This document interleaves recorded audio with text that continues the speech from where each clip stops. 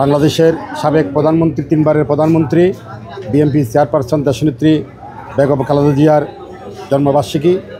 এই জন্মদিনে আমরা হাটাজারি পৌরসভা বিএনপি এবং অঙ্গ সংগঠন আমরা দোয়া মাহফিলে আমরা শরিক হয়েছি, দোয়া মাহফিল করেছি।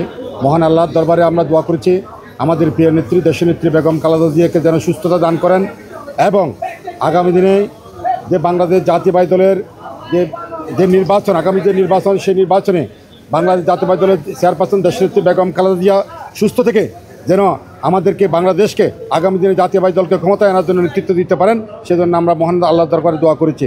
আমরা দোয়া করেছি শহীদ প্রেসিডেন্ট জিয়াউর রহমান, তিনি বাংলাদেশ জাতীয়তাবাদী দলকে প্রতিষ্ঠিত করতেন, তার রুহের মাগফিরাত কামনা করেছি। আমরা দোয়া করেছি আমাদের প্রিয় নেতা, বিএনপির ভারপ্রাপ্ত চেয়ারম্যান দেশনায়ক তারেক রহমানকে যেন আল্লাহ সুস্থতা দান করেন এবং উনি সুস্থভাবে দেশে ফিরে এসে বাংলাদেশ জাতীয়তাবাদী দলের হাল ধরেন, বাংলাদেশের নেতৃত্ব দেন, সেজন্য দোয়া করেছি।